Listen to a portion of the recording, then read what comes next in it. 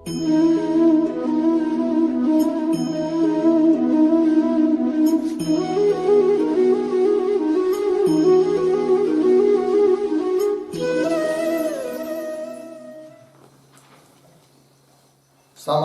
प्रकरण। समास प्रकरण में हम लोग अव्ययी भाव समास का विचार कर रहे हैं। अव्ययी भाव समास के 3 भेद बताए थे। अव्यय पूर्व पद, अव्ययोत्तर पद और अव्यय पद रहित।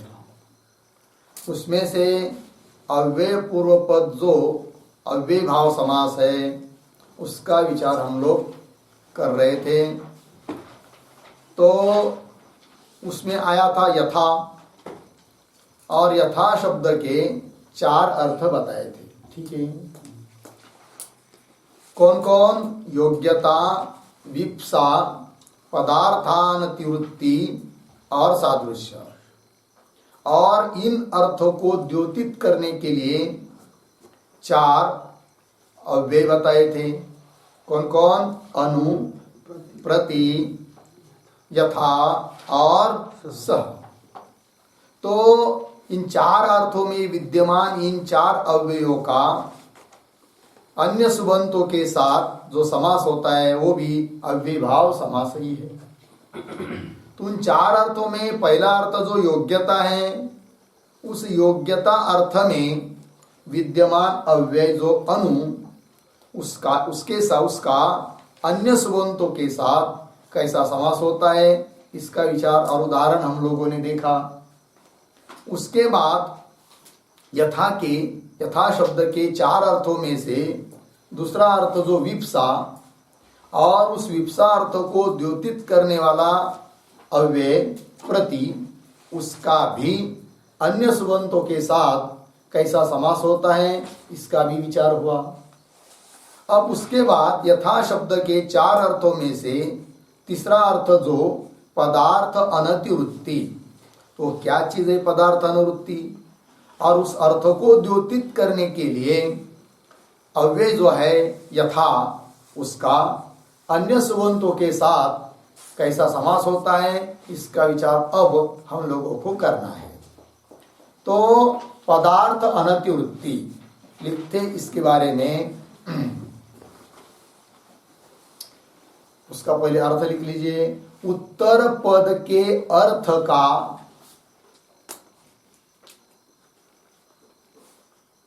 उल्लंघन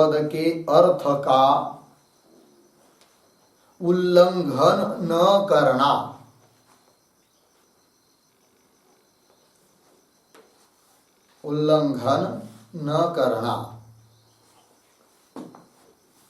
ठीक है, उत्तर पद के अर्थ का उल्लंघन न करना।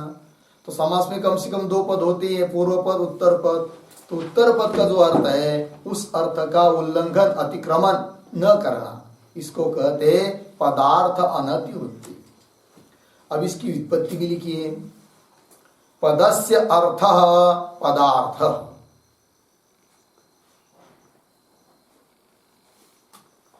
पदस्य अर्थः पदार्थः, अर्धविराम। न अतिवृत्ति,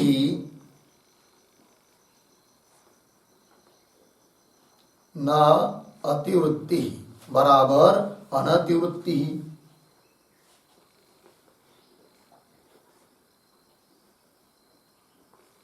न अतिवृत्ति अनतिवृत्ति, पूर्णविराम। आगे पदार्थस्य अनतिवृत्ति,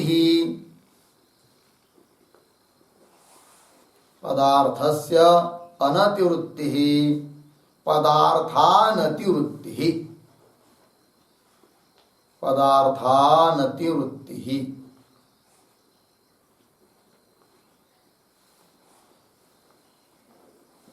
बराबर पदार्थस्य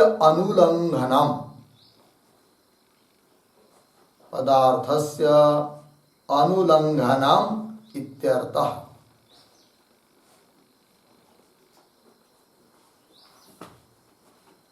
ठीक, देखिए भाई, पदस्य अर्थ पदार्थ, पद का जो अर्थ उसको क्या कहते जी? पदार्थ। और अनतिवृत्ति मतलब न अतिवृत्ति, अनतिवृत्ति। अतिवृत्ति मतलब उल्लंघन, जिसका उल्लंघन नहीं उसको क्या कहेंगे? अनतिवृत्ति। न अतिवृत्ति, अनतिवृत्ति अलग अलग बना लिया दोनों शब्द। पदार्थ इसके बारे में बताया, अनतिवृत्ति इसके बारे में बताया, अब दोनों को पुनः जोड़ दिया। क्या? पदस्य अनतिवृत्ति पदार्थानुवृत्ति, अर्थात पदार्थस्य, पद का जो अर्थ, उस अर्थ का उल्लंघन न करना, अनुलंघनम इत्यर्थ। ठीक, उदाहरण से स्पष्ट होगा। उदाहरण है शक्तिम अनतिक्रम्य।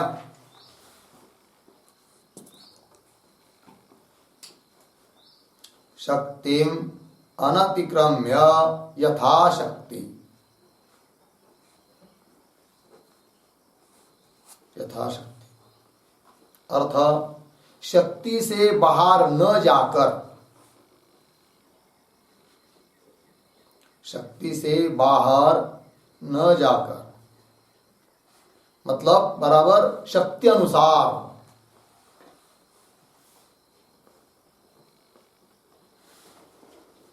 शक्ति अनुसार। ठीक, देखिए भाई, शक्तिम अनतिक्रम्य, यथाशक्ति ये सामासिक शब्द बन गया। इसमें उत्तर पद क्या है जी? शक्ति। और व्याख्या के लिए क्या लिखा है? उत्तर पद के अर्थ का उल्लंघन न करना। उत्तर पद कौन है? शक्ति। उसका अर्थ जो शक्ति है उसका उल्लंघन न करके, तो उसको कहेंगे फिर क्या? यथाशक्ति। जैसे यथा तो हम यथाशक्ति कार्यम कुरु, जिस जितनी अपनी शक्ति उतना कार्य करो, उसको क्या कहेंगे? यथाशक्ति। लग गया जी? शक्ति के अनुसार। शक्ति ऐसा नहीं कि अपनी शक्ति के बाहर जाकर काम करो, है कि नहीं? 20 किलो का बोझा उठा सकते हैं तो शक्ति के अंतर्गत हो गया। किंतु यदि कोई 25 किलो का, 30 किलो का, जिसमें सामर्थ्य है नहीं और उठाने का प्रयास करेगा तो क्या होगा? फिर अतिक्रमण होगा। ठीक है ना? चलिए, यथाशक्ति लग गया। आगे चलिए, उदाहरण दूसरा, मतिम अनतिक्रम्य। मतिम अनतिक्रम्य यथामति,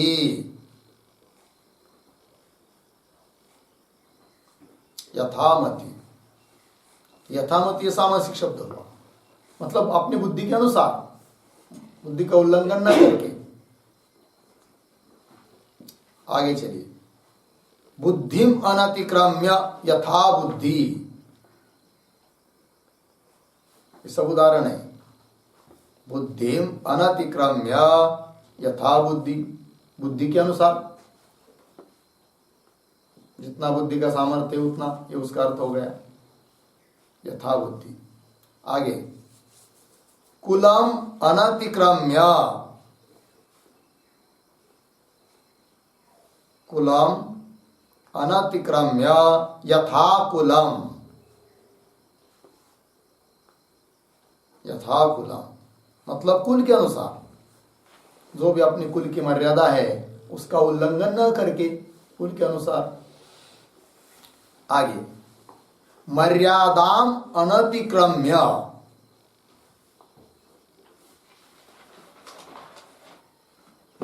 मर्यादाम अनतिक्रम्य यथा मर्यादम, यथा मर्यादम मतलब मर्यादा के अनुसार, मर्यादा का उल्लंघन न करके, सीमा का उल्लंघन न करके। ठीक है ना जी? आगे, रुचिम अनतिक्रम्य।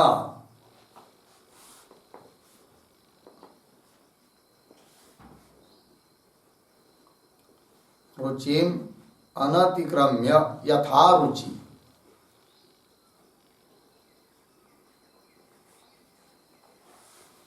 यथा रुचि। और आगे, पूर्वम अनतिक्रम्य। पूर्वम अनतिक्रम्य यथा पूर्वम,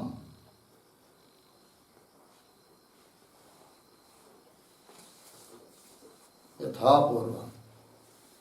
ठीक है, यथा पूर्वम जैसा पूर्व से चलता आया उसका उल्लंघन न करके उसको कहेंगे यथापूर्वम। और कामम अनतिक्रम्य, कामम अनतिक्रम्य यथा कामम,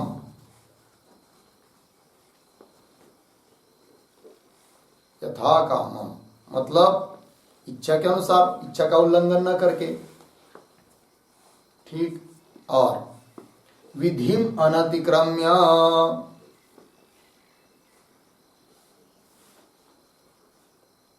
विधिम अनतिक्रम्य यथा विधि, यथा विधि विधि के अनुसार, विधि का मर्यादा न पार करके, विधि का उल्लंघन न करके, यथा विधि। और कालम अनतिक्रम्य,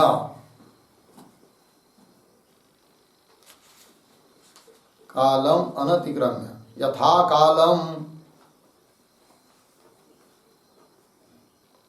काल के अनुसार, काल का उल्लंघन न करके। और नियमम अनतिक्रम्य, नियमम अनतिक्रम्य यथा नियमम, यथा नियमम नियम का उल्लंघन न करके। हो गया जी।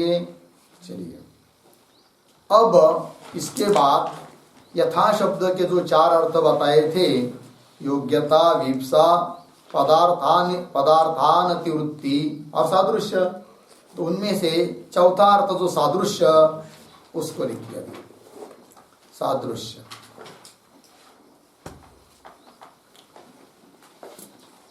बराबर सदृशता, तुल्यता, सदृशता, तुल्यता, अर्धविराम, एक जैसापन, समानता, ये सब उसके पर्यायवाची शब्द हो। उदाहरण, हरेः सादृश्यम, हरेः सादृश्यम सहरि, सहरि अर्थ हरि के समान, हरि के सदृश, सहरि। ये हो गया भाई। तो हम लोग अव्यय पूर्वपद अव्ययी भाव समास का विचार करते आ रहे हैं। तो उसमें से 10 नियम हुए ना, तो 10 में आया था यथा, यथा की 4 अर्थ बताए थे, उन चारों अर्थों का चिंतन हुआ। अब उसके आगे 11वां नियम लिखिए। सूत्र के अनुसार अब क्या है, अनुपूर्व। ठीक है, मुख्य सूत्र बता चुके हैं, अव्ययी भाव समास का विधायक। तो लिखिए अनुपूर्व्य, लिखा, उसका अर्थ लिखिए बराबर अनुपूर्वम, अनुपूर्वम बराबर अनुक्रम, अनुपूर्वम बराबर अनुक्रम, अर्धविराम, तस्य भावः अनुपूर्व्यम, तस्य भावः अनुपूर्व्यम मतलब पूर्वता का क्रम, क्रम से चला आ रहा है, पूर्वता का क्रम, उसको कहेंगे अनुपूर्व्य। हो गया, आगे लिखिए।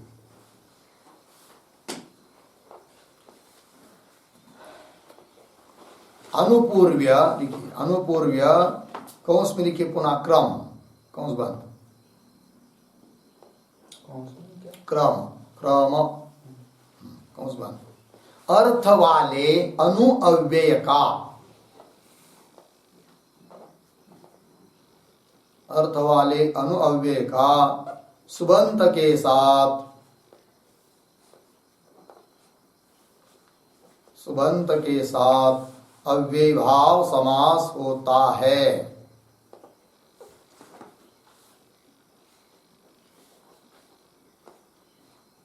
अव्ययभाव समास होता है। ठीक। अनुपूर्व्यार्थक क्रम, अनुक्रम यानी पूर्वता का क्रम, इस अर्थ में विद्यमान अनु अव्यय का सुबंतों के साथ क्या होता है? अव्ययभाव समास। उदाहरण, ज्येष्ठस्य अनुपूर्वेण, ज्येष्ठस्य अनुपूर्वेण अनुज्येष्ठम,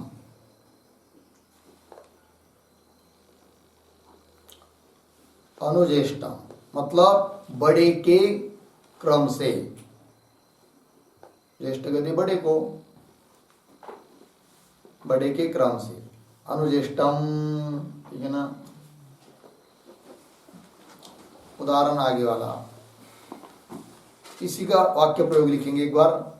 अनुज्येष्ठम प्रविशन्तु भवन्तः, पूर्ण विराम। ये वाक्य प्रयोग लिखा दिया। अनुज्येष्ठम प्रविशन्तु भवन्तः। क्या अर्थ हुआ इसका? इस वाक्य का अर्थ कौन बताते? आप लोग। हाँ, आप लोग बड़े के क्रम से आओ, मतलब सबसे पहले बड़ा आ जाओ, फिर छोटा आओ, फिर उससे छोटा, ऐसा। ठीक है ना। भवन्तः अनुज्येष्ठम प्रविशन्तु, आप लोग ज्येष्ठ के क्रम से आ जाओ, प्रवेश करो। और एक उदाहरण, वाक्य प्रयोग। अनुज्येष्ठम प्रणमति मानवकः, अनुज्येष्ठम प्रणमति मानवकः। क्या अर्थ है इसका?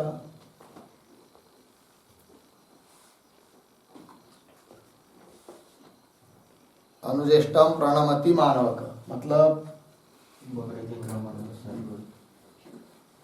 क्या लिखें? मानवक, मानवक मतलब बालक क्या करता है? प्रणमति। बालक बड़े के क्रम के अनुसार नमस्कार करता है। सबसे पहले बड़े व्यक्ति को नमस्कार करता है, फिर उससे छोटे, फिर उससे छोटे, फिर उससे छोटे, है कि नहीं? इस प्रकार। चलिए, इसी प्रकार के उदाहरण लिखिए। अनुकनिष्ठम,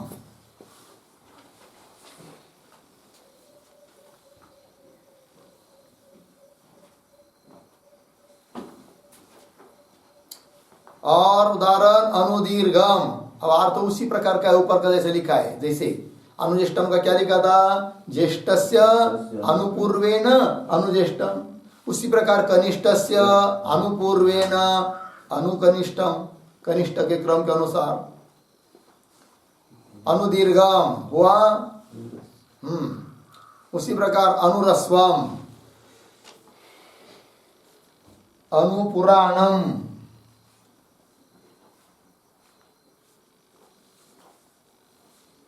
ठीक है जी, पुराण के क्रम के अनुसार। इस प्रकार। चलिए आगे 12वां नियम, योग पद्य।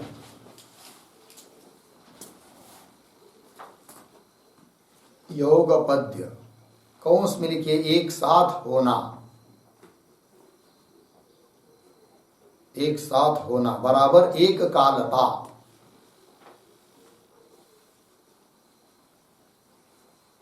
हो गया पूर्ण विराम। आगे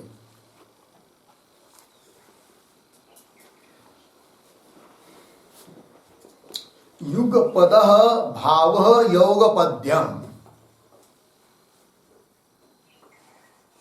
युगपदः भावः योगपद्यम्।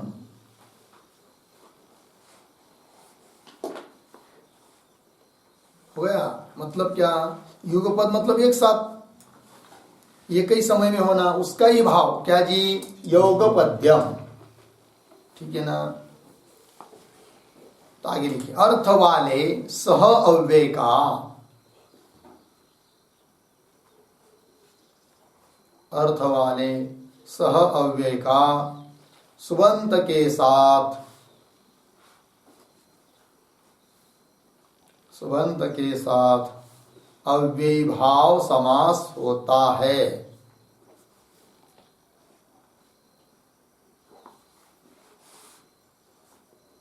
अव्ययी भाव समास होता है। ठीक है जी। योगोपद्य अर्थ में विद्यमान जो सह अव्यय उसका अन्य सुबंतों के साथ क्या होता है? अव्ययी भाव समास होता है।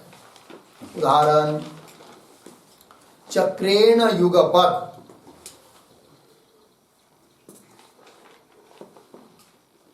चक्रेण युगपत् सचक्रम,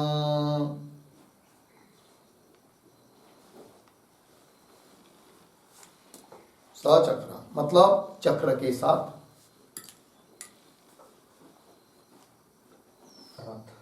चक्र के साथ, है कि नहीं? उसी प्रकार सपुस्तकम, पुस्तकेन युगपत् सपुस्तकम, पुस्तक के साथ।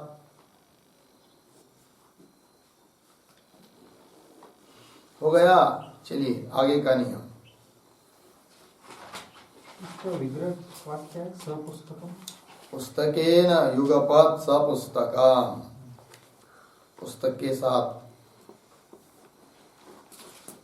आगे नियम, सादृश्य अर्थ वाले, सादृश्य अर्थ वाले सह अव्यय का, सह अव्यय का सुबंत के साथ, सुबंत के साथ अव्ययी भाव समास होता है।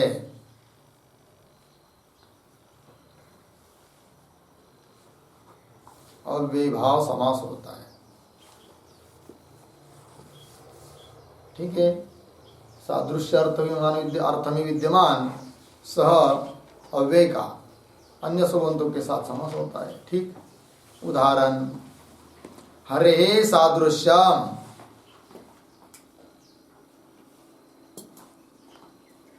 हरे है सादृश्यम सहरि, हरि के सदृश।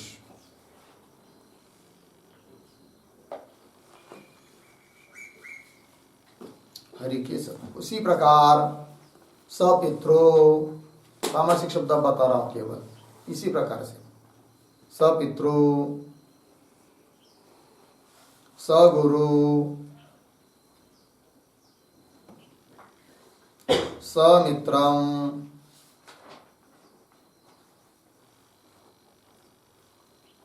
सभार्यम,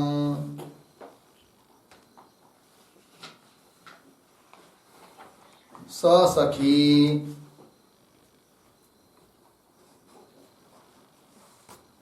हो गया। ससखी का विग्रह लिखिए, बाकी का सरल है। सख्याः सदृशः ससखी, सख्याः किंवा सख्या लिखिए तृतीया, सख्या सदृशः ससखी, मित्र के समान।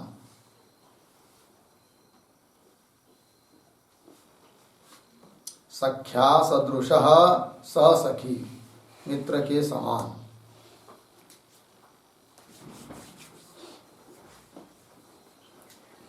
टिप्पणी लिखिए।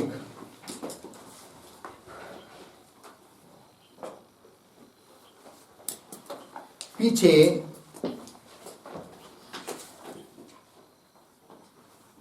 पीछे यथा के अर्थ में, यथा के अर्थ में सादृश्य आ चुका है, सादृश्य आ चुका है। तथापि पुनः अव्ययी भाव समास के विधायक सूत्र में, अव्ययी भाव समास के विधायक सूत्र में सादृश्य ग्रहण, सादृश्य ग्रहण इसलिए किया है कि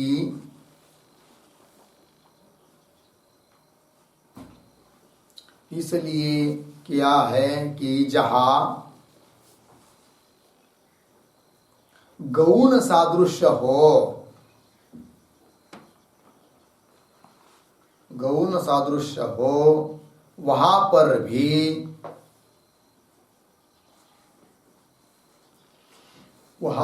यह समास प्रवृत्त हो जाए, हो जावे, वहां पर भी यह समास प्रवृत्त हो जावे, हो जावे। इसलिए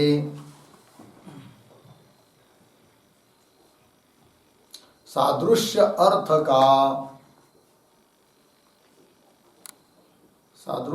का दोबारा ग्रहण किया गया है, दोबारा ग्रहण किया गया है।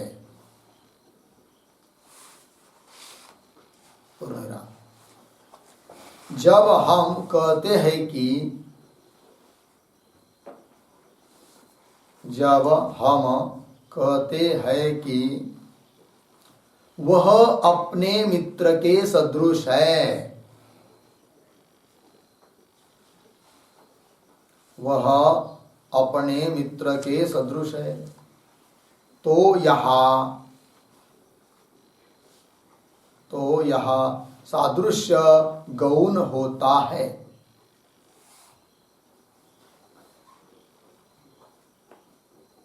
तो यहाँ सादृश्य गौण होता है। और सादृश्यवान द्रव्य ही,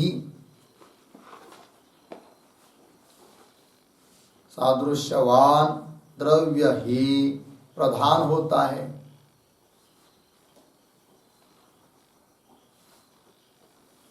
प्रधान होता है।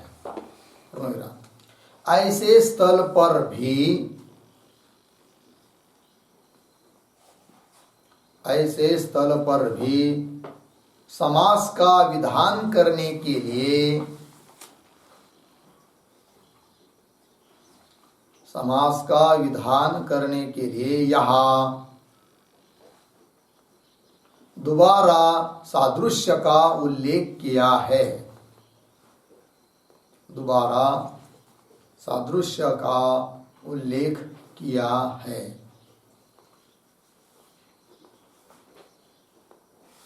ठीक, चलिए। तो अव्ययभाव समास का विधायक जो सूत्र बताया था, ठीक है ना, कौन सा सूत्र बताया था? अव्ययम विभक्ति समीप इत्यादि, बड़ा सूत्र है। उसमें यथा आया है और यथा के 4 अर्थ बताए थे। उस 4 अर्थ के अंतर्गत सादृश्य भी आ चुका है। तो भी उसी सूत्र में यथा के बाद अनुपूर्व्य, उसके बाद योगपद्य, पुनः सादृश्य आया, तो डबल क्यों? उसका स्पष्टीकरण या कर दिया कि कहीं कहीं पर गौण सादृश्य होता है और सादृश्यवान व्यक्ति प्रदान होता है। ऐसे स्थल पर भी क्या समास हो सकता है, इस बात को द्योतित करने के लिए दोबारा सादृश्य पद का ग्रहण किया है। ठीक है जी, चलिए। उसके बाद नियम है, लिखेंगे संपत्ति। संपत्ति कौंस में लिखिए स्वानुरूपता, कौंस बंद, स्वानुरूपता। संपत्ति का मतलब क्या लेना है? स्वानुरूपता, कौंस बंद। आगे के अर्थ वाले,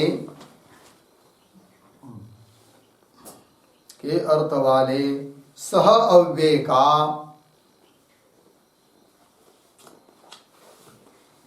सह अव्यय का सुबंत के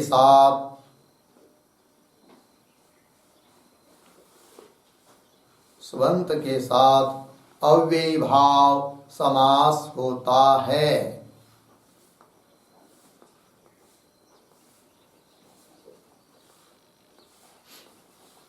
समास होता है। उदाहरण, क्षत्राणाम संपत्ति ही,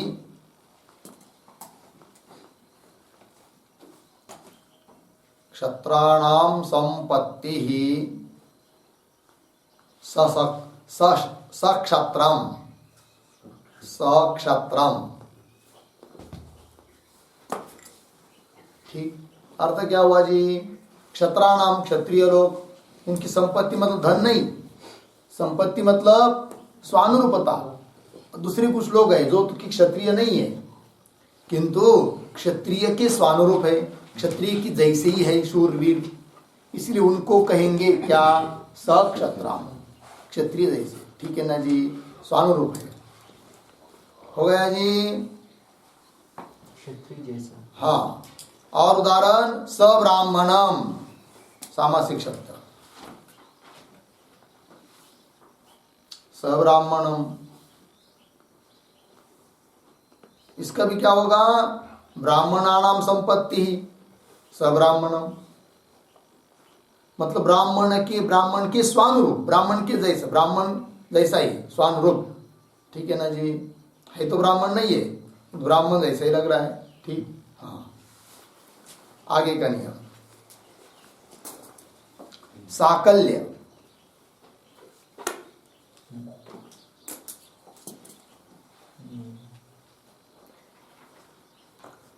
हो गया, तो लिखेंगे कौंस में कलाह बराबर अवयवाह, कलाह बराबर अवयवाह अर्धविराम। कलाभिः सह वर्तते, कलाभिः सह वर्तते इति सकलम।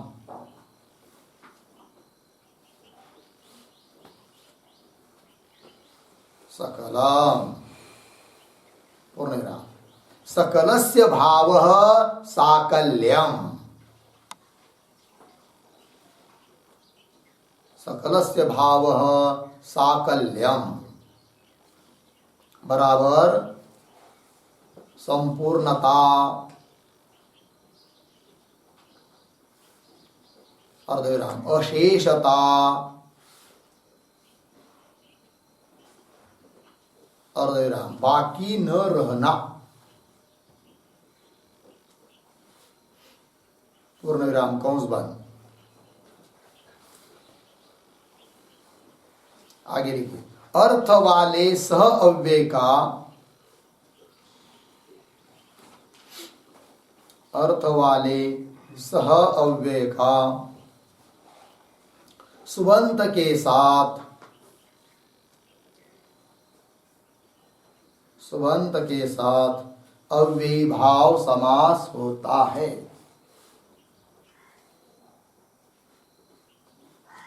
अव्ययी भाव समास होता है। ठीक, साकल्य का अर्थ तो बता दिया। कला, कला का अर्थ होता है अवयव, और कला भी सवर्तते, कला के साथ जो रहता है उसको कहते हैं सकलम, है कि नहीं? अर्थात अवयव के साथ जो रहता है पूर्ण संपूर्ण अवयव सकलम, और सकलस्य भाव साकल्यम। साकल्यम मतलब क्या? संपूर्णता, वही सकलम है, साकल्य है संपूर्णता, अशेषता, पूर्णता, कोई बाकी न रहना, पूरे अवयव से युक्त होना, इसको कहेंगे क्या? साकल्य। और उस साकल्य अर्थ में अर्थ वाला है कि नहीं अव्यय कौन? सह। उस सह के साथ सुबंतों का, अन्य सुबंत पदों का समास होता है, अव्यय भाव समास होता है। उदाहरण तृणम अपि अपरित्यज्य,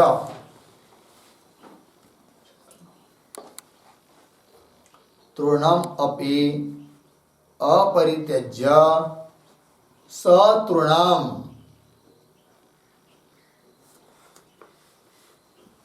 सतृणम बराबर तिनके को भी न छोड़ते हुए,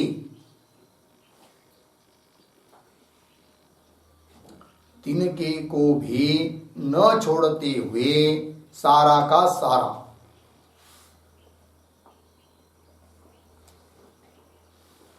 ठीक है जी, क्या अर्थ हुआ जी? उदाहरण समझिए, स तृणम गृह्णाति, मतलब सब ग्रहण कर रहा है, सकल संपूर्ण ग्रहण कर रहा है, किंतु ऐसा प्रयोग नहीं किया। स तृणम गृह्णाति मतलब तृण को भी नहीं छोड़ता है, सभी अवयव को, सबको ग्रहण करता है। ठीक है ना जी, सकल हो गया। चलिए आगे उदाहरण, सबुसम, सबुसम, बुसम, भूस कहते भूसा को, जो जानवर खाते है कि नहीं, चारा। चारा, वही।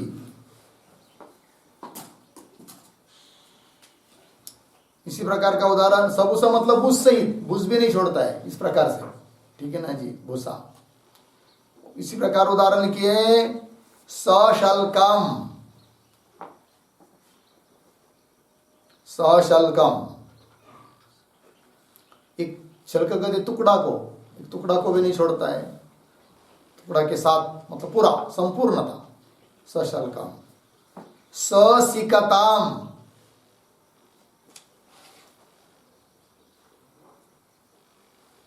ससिकताम, सिकता कहते बालू को, रेत, ससिकताम। और समृतिकाम,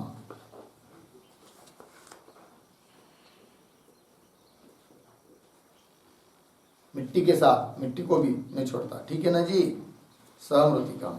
आगे चलिए, आगे का नियम, अंत,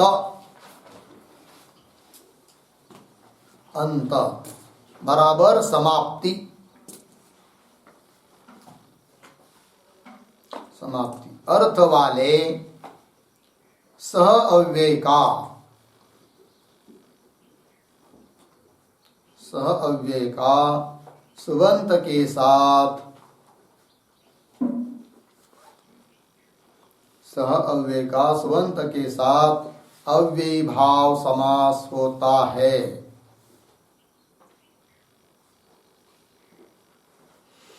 अव्ययी भाव समास होता है। उदाहरण, अग्निग्रंथ पर्यंतम,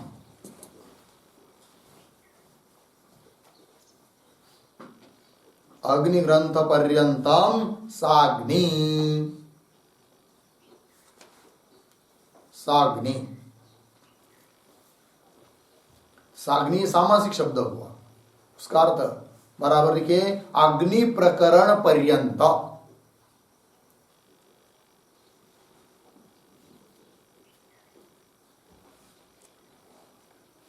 अग्नि ग्रंथ प्रकरण पर्यंत। जैसे कोई कोई कोई किसी ग्रंथ को पढ़ रहा है, कहाँ तक, अग्नि प्रकरण तक, तो उसको कहेंगे साग्नि अधीते, वाक्य प्रयोग, साग्नि अधीते,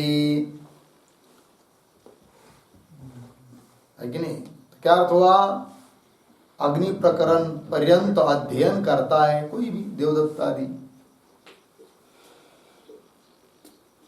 इसी प्रकार सतद्धितम, सतद्धितम, सतद्धितम अधीते, तद्धित प्रकरण समाप्त होने तक अध्ययन करता है। ठीक। इसी प्रकार ससमासम,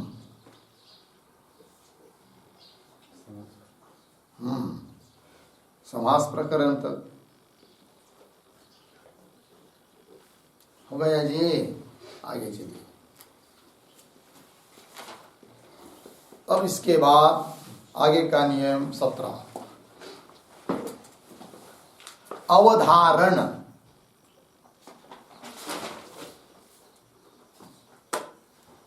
अवधारण को उसमें लिखे, परिमाण का निश्चय,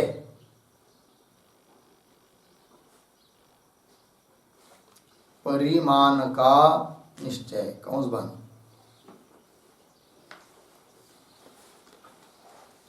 आगे, अर्थ में वर्तमान, अर्थ में वर्तमान यावत अव्यय का,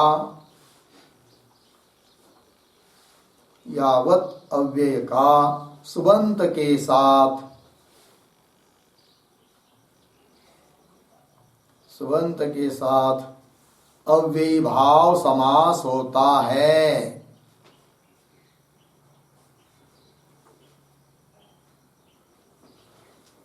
अव्ययी भाव समास होता है।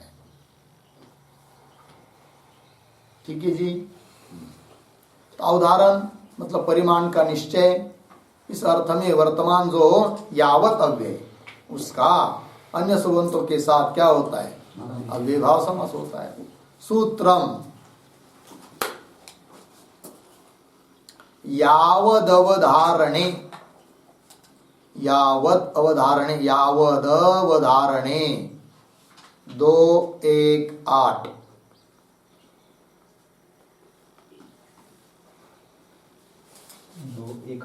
हाँ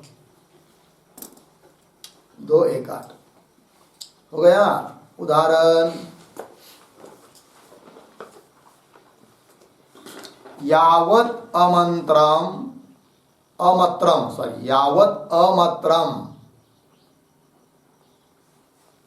यावत अमत्रम ब्राह्मणान आमंत्रयस्व, ब्राह्मणान आमंत्रयस्व।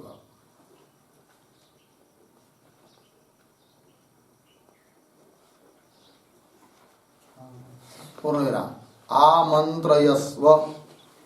आगे पूर्णविराम यावन्ति अमत्राणि,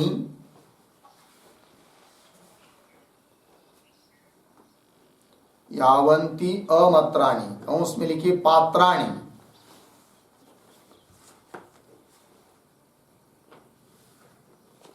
पात्र तावतः ब्राह्मणान,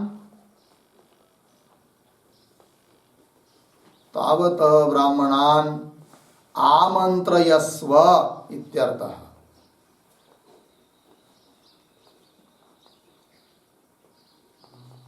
आमंत्रयस्व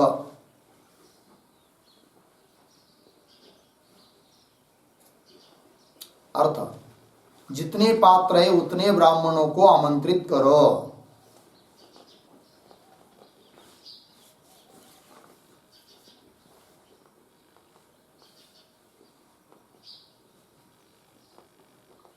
जितने पात्र है उतने ब्राह्मणों को आमंत्रित करो।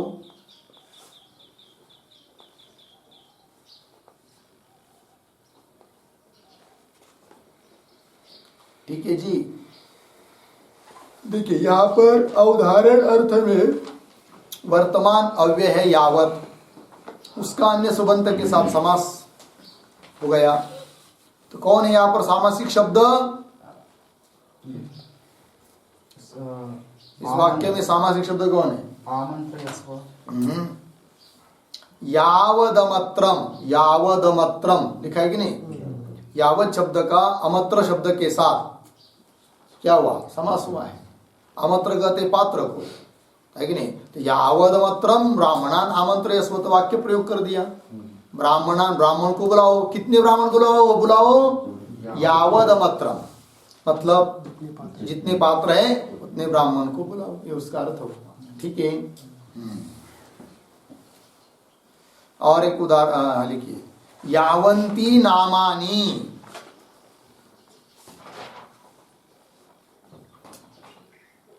यावंती नामानी बराबर यावन नामम,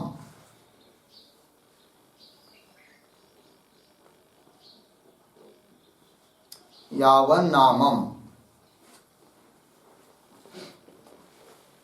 अर्धविराम तावन्तः अच्युत प्रणामाः,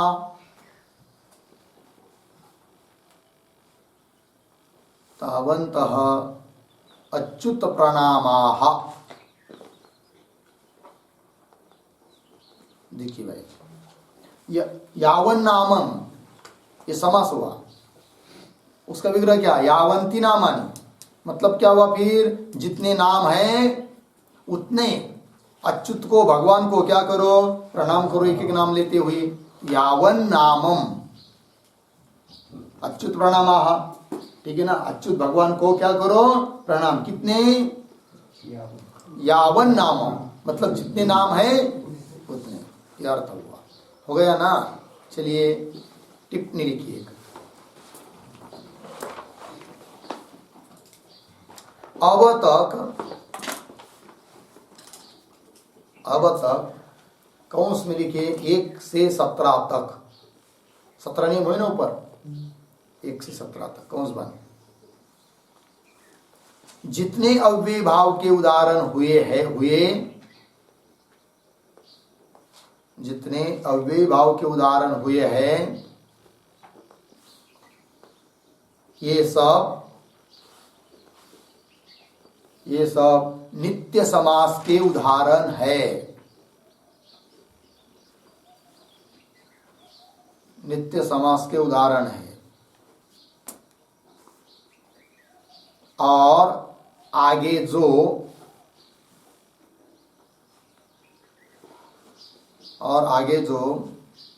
अव्ययोत्तर पद अव्ययी भाव का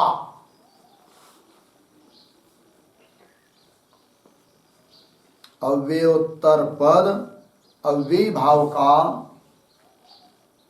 शाक प्रति इत्यादि उदाहरण आएगा।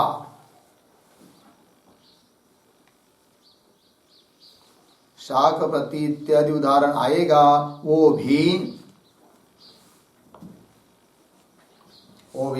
नित्य समास का ही उदाहरण है।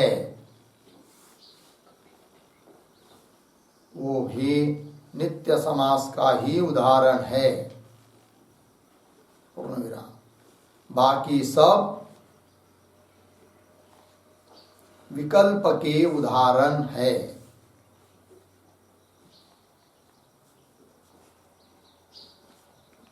विकल्प के उदाहरण है। ठीक है जी। देखिए भाई, तो अब तक अव्यय भाव समास का जो विचार किया हम लोगों ने 17 नियमों में, है कि नहीं। ये सब उदाहरण कैसे है जी? नित्य समास। क्योंकि अव्यय भाव समास का दो विभाग किया था, नित्य समास, अनित्य समास। फिर प्रकारांतर से 3 विभाग किए थे।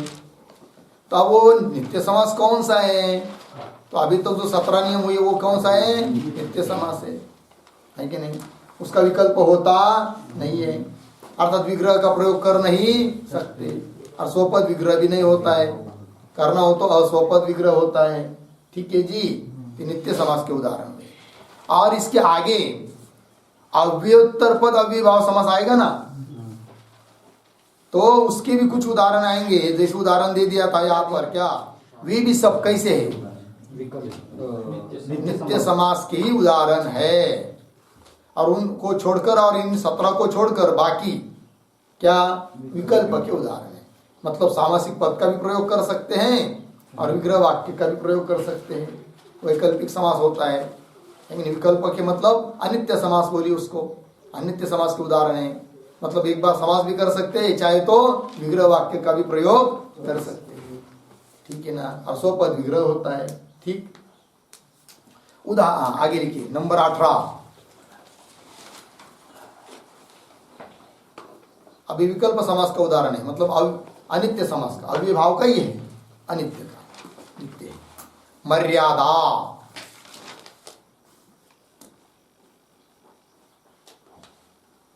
कौंस में लिखिए वस्तु रहित सीमा। वस्तु रहित सीमा कौंस बंद। और अभिविधि। अभिविधि कौंस में वस्तु सहित सीमा।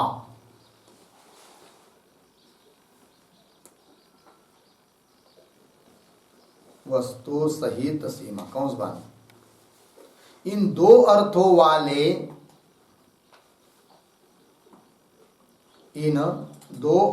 वाले आंग कौंस में लिखिए आ। कौंस बंद। अव्यय का पंचम्यंत सुबंत के साथ, पंचम्यंत सुबंत के साथ विकल्प से अव्यय भाव समास होता है।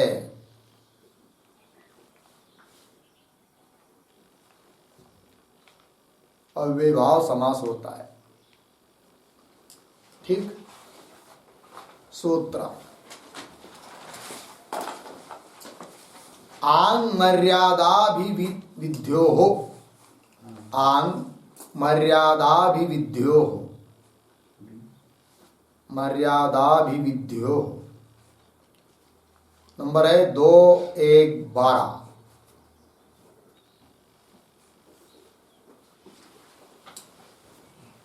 नीचे के पंक्ति में लिखिए कौंस में तेन विना इति मर्यादा, तेन विना इति मर्यादा पूर्ण विराम। और आगे तेन सह इति अभिविधि, तेन सह इति अभिविधि पूर्ण विराम कौंस बंद। अर्थ देखिए भाई, तो मर्यादा और अभिविधि दो बात लिया यहां पर। तो मर्यादा का मतलब होता है वस्तु रहित सीमा। अभी अभी नीचे लिख दिया ना आपको, तेन बिना इति मर्यादा, उसको छोड़कर वहां तक, किंतु उसको छोड़कर, उसको क्या कहते हैं मर्यादा। और अभिविधि मतलब उसके सहित, है कि नहीं, तेन सह वस्तु सहित, उसको क्या कहेंगे अभिविधि। उदाहरण से स्पष्ट होगा। तो नियम क्या लिखा, मर्यादा और अभिविधि इन दो अर्थों वाले, इन दो अर्थों में विद्यमान अव्यय कौन सा, आंग। आंग का क्या अवस्था है, आ, उसका पंचम्यंत सुबंत के साथ क्या होता है, विकल्प से अव्ययभाव समास होता है। उदाहरण देखिए नंबर 1,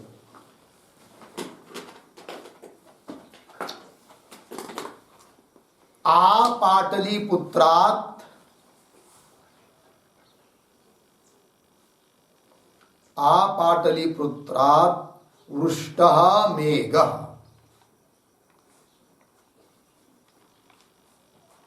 वृष्टः मेघः।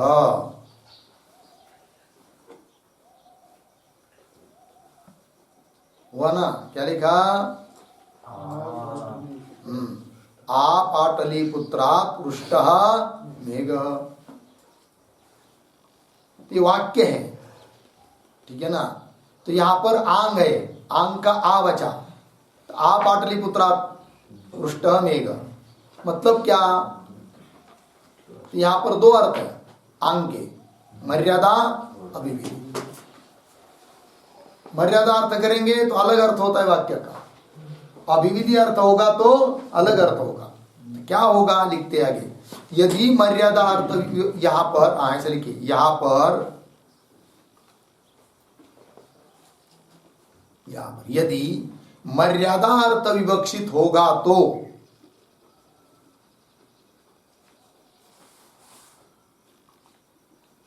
मर्यादा अर्थ विवक्षित होगा तो वाक्य का अर्थ होगा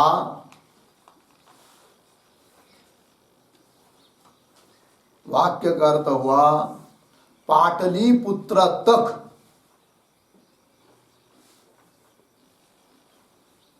पाटलिपुत्र तक अर्थात पाटलिपुत्र को छोड़कर, पाटलिपुत्र को छोड़कर उससे पूर्व पूर्व, उससे पूर्व पूर्व वर्षा हुई।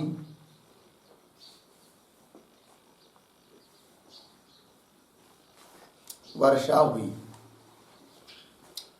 पूर्ण विराम। यदि अभिविधि अर्थ विवक्षित होगा तो, यदि अभिविधि अर्थ विवक्षित होगा तो वाक्यार्थ होगा, वाक्यार्थ हुआ पाटलिपुत्र तक,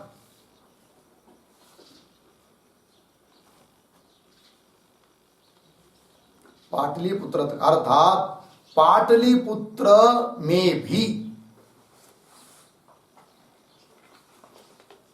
पाटलिपुत्र में भी व्याप्त कर वृष्टि हुई अर्थात पाटलिपुत्र में भी वर्षा हुई।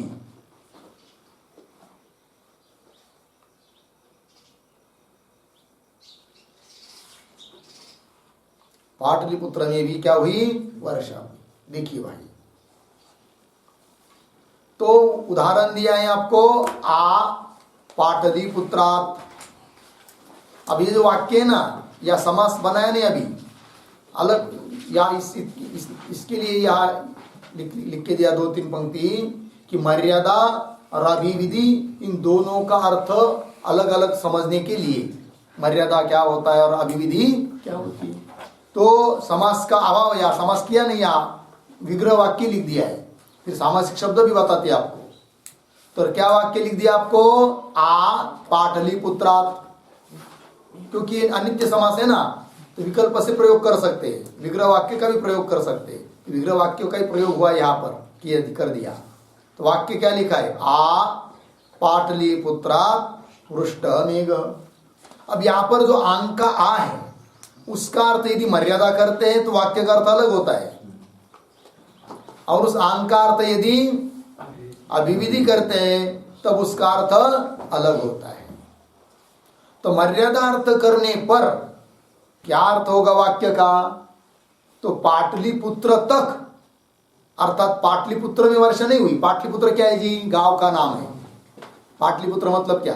गांव। पाटना कहते हैं ना, पटना, पटना बिहार में है, उसका पूरा नाम है पाटलिपुत्र।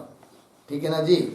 तो जैसे हम लोग को उदाहरण लेंगे, एक आदमी आ रहा था आड़स से, धारूर से, और उसको पूछा, अरे भाई भीग गए हो? हाँ जी भाई भीग गए, मैं, वर्षा हो गई। कहाँ तक हुई वर्षा? तो उसने कह दिया, आ आड़स ग्रामात् वृष्टः मेघ। आ आड़स ग्रामात्, यहाँ पर आ जो आंग का आ है, उसका अर्थ यदि मर्यादा है तो अर्थ होगा क्या?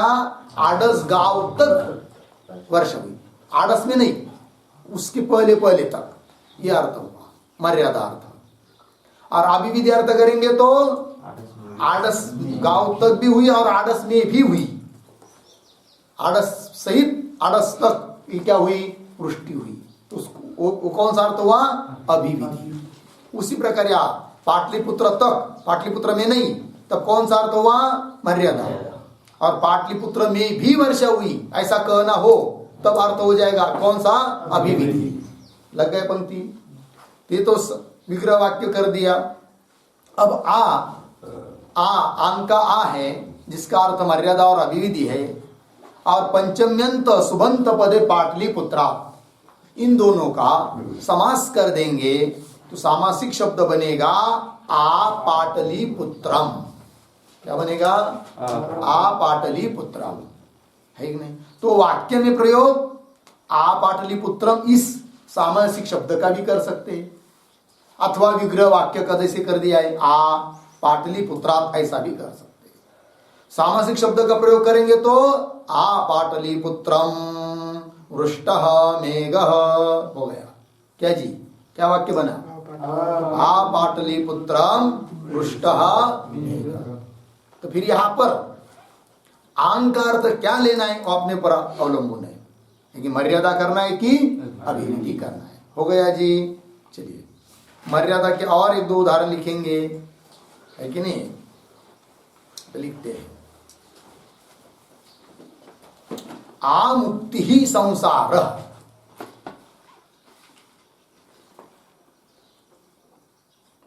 आ मुक्ति ही संसार, मर्यादा का उदाहरण। आ मुक्ति संसार, तो आ मुक्ति सामासिक पद हुआ, और विग्रह समास न करके ऐसे ही लिखेंगे विग्रह, क्योंकि अनित्य समास है। तो क्या बनेगा फिर? आ मुक्ते हे संसार, आ मुक्ते हे संसार, ये विग्रह वाक्य। यहां पर जो आंग हुआ है वो मर्यादा अर्थ में हुआ है, तो क्या अर्थ होगा फिर इस वाक्य का? आमुक्ति संसार किंवा आमुक्ते हे संसार, क्या अर्थ होगा? मुक्ति तक, मोक्ष मिलने तक संसार है, मोक्ष में नहीं, उसके पहले पहले ही क्या है? संसार है। या विविध अर्थ कर नहीं सकते। लिखिए अर्थ, मोक्ष तक संसार,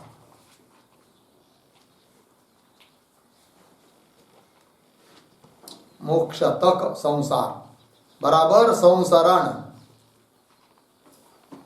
बराबर आवागमन होता है।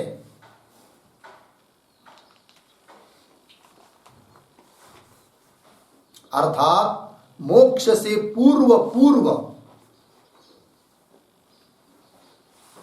अर्थात मोक्ष से पूर्व पूर्व आवागमन, कौंस में लिखे संसार होता है, मोक्ष होने पर नहीं।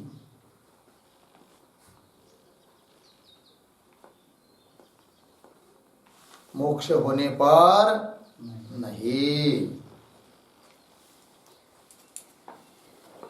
हो गया जी। और एक उदाहरण लिखिए मर्यादार्थ में, आ हिमालयात बराबर आ हिमालयम चीन देश, आ हिमालयम चीन देश।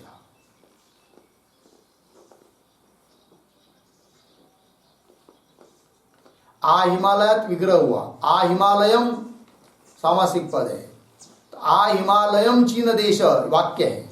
इस वाक्य का क्या अर्थ होगा जी? मर्यादार्थ में है। हाँ बराबर बोलते, चीन में भी है। चीन देश की सीमा तक, चीन के पूर्व पूर्व तक, चीन को छोड़कर उसके पहले पहले तक क्या है? हिमालय है। यह अर्थ हुआ, क्योंकि मर्यादार्थ है ना, मतलब उसको छोड़कर, आगे वाला जो है ना चीन आदि, उसको छोड़कर उसके पहले तक क्या है? हिमालय। यह अर्थ हुआ। आ हिमालयम चीन देश, मतलब चीन के पूर्व पूर्व तक हिमालय है। यह अर्थ लग गया। चलिए अभिविधि का उदाहरण लिखिए। अभी अभिविधि का उदाहरण, आ कुमारम यशः पाणिनेः,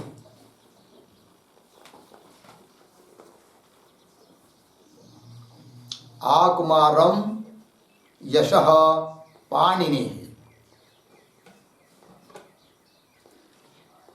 तो वाक्य है। यहां पर सामासिक शब्द है आ कुमारम, इसका विग्रह का वाक्य में प्रयोग लिखते हैं। लिखिए समासाभाव में, आ कुमारेभ्यः, आ कुमारेभ्यः यशः पाणिनेः।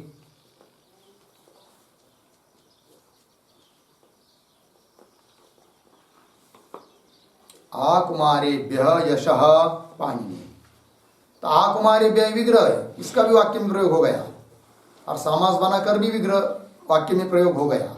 आ कुमारम, दोनों का अर्थ क्या है जी? अर्थ लिखिए, पाणिनि, पाणिनि का यश, यश मतलब कीर्ति, पाणिनि का यश बच्चों तक फैला हुआ है।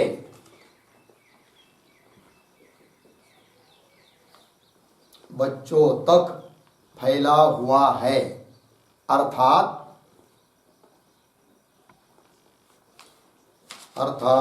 बच्चों में भी फैला हुआ है, अर्थात बच्चों में भी फैला हुआ है। ठीक है ना? यह भी विधि है ना। तो पाणिनि की कीर्ति कहाँ तक जी? आ कुमारम, कुमार तक, कुमार मतलब लाभ छोटे बच्चे, उनके तक, मतलब कुमार बच्चों को छोड़कर उनके तक, ऐसा नहीं, बच्चों में भी। यह अभिविधि हो गई। लग गया। और एक उदाहरण लिखिए अभिविधि का, आ हिमालयात, आ हिमालयात बराबर आ हिमालयम भारत देश।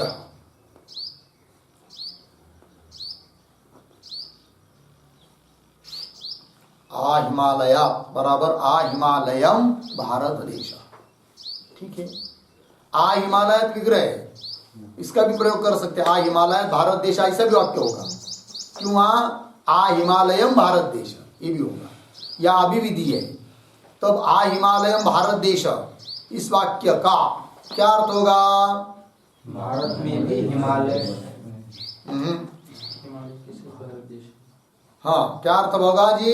आ हिमालयम भारत देश मतलब भारत देश में हिमालय तक भी भारत है और हिमालय में भी भारत है। तो अर्थ लिखिए, हिमालय सहित भारत देश है।